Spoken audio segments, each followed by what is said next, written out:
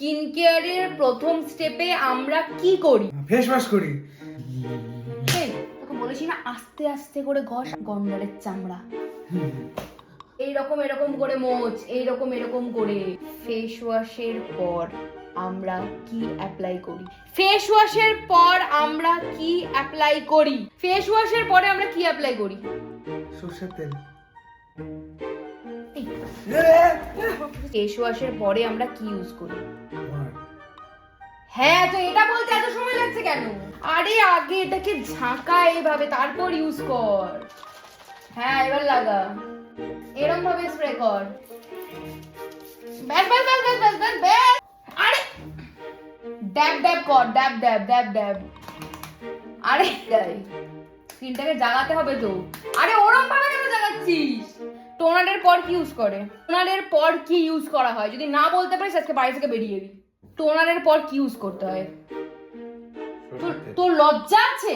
সরষের তেলটা কখন দেয়? তুই সিরাম লাগাস না? হ্যাঁ। সিরামটা নিয়ে আয়। আগে ঝাঁকাতে হয় এটাকে। আমাকে দিচ্ছিস কেন? নিজে মা। কিচ্ছু হবে না, এর দ্বারা কিচ্ছু হবে না ভগবান।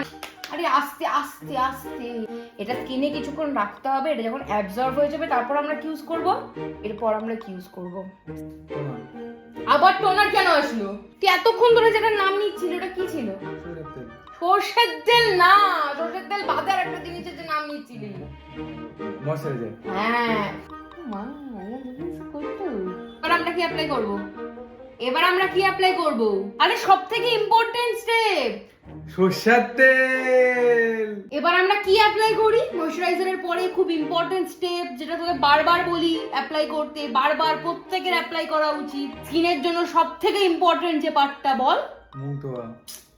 এর পরের স্টেপটা কি? সরষের তেল। এতগুলো হিন্ট দিলাম বুবু, এবার প্লিজ বল। মুখ ধোয়া। আরে স্কিন কেয়ারের পরে মুখ ধুবি কেন? যেগুলো মাখলাম ওগুলো ধোবো না? না, কি ইম্পর্টেন্ট পার্টটা বল। সানস্ক্রিন। না, গুড জব। প্রথমে কি? ফেস ওয়াশ, তারপর টোনার, তারপরে সানস্ক্রিন, ও ময়শ্চারাইজার, ময়শ্চারাইজার ঠিকই তো বললাম।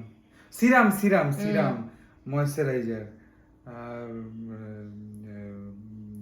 সানস্ক্রিন এক্ষুনি মাখলি। সানস্ক্রিন। মনে থাকবে? হ্যাঁ।